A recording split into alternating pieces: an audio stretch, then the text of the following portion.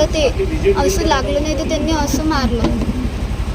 किती कधीची गोष्ट आहे आणि काय घडलं नेमकं सांगतो. अर्धा एक घंटा झाला तरी. हा नेमकं काय झालं.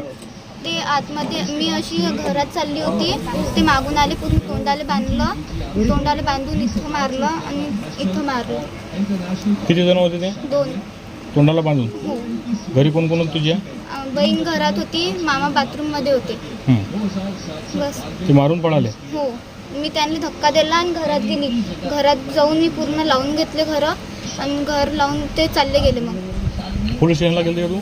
नाही, आईला फोन केला, आई आली, मग आईनं घेऊन गेली. मग पोलीस स्टेशनला. हो. मग काय झालं, रिपोर्ट दिला का. हो.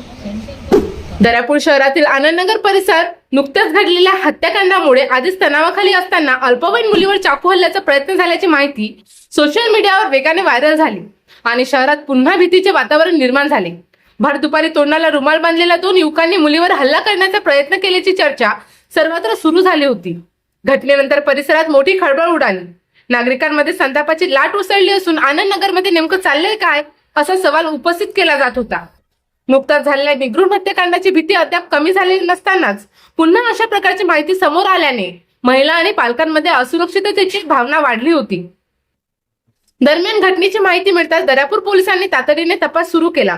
परिसरातील सीसीटीव्ही फुटेज तपासण्यात आले तसेच संबंधित मुलीची सखोल चौकशी करण्यात आली. मात्र तपासादरम्यान कोणताही संशयास्पद प्रकार आढळून आला नाही. पोलीस चौकशीत समोर आलेल्या माहितीनुसार घरगुती वादातून आई रागावल्याने संबंधित अल्पवयीन मुलीने तणावाच्या भरात स्वतःला दुखापत करून घेतली होती. त्यानंतर भीतीपोटी तिने 2 अज्ञात युवकांनी चाकू हल्ला केल्याची बनावटी माहिती दिल्याचे निष्पन्न झाले.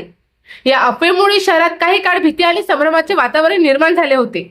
सोशल मीडियावर विविध प्रकारचे पोस्ट आणि मेसेज व्हायरल झाल्याने नागरिकांमध्ये घबराट पसरली होती.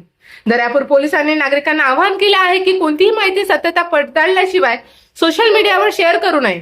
अफवांवर विश्वास न ठेवता जबाबदारीने वागावे. दर्यापूर पोलिसांनी नागरिकांना आवाहन केले आहे की कोणतीही माहिती सत्यता पडताळल्याशिवाय सोशल मीडियावर शेअर करू नये.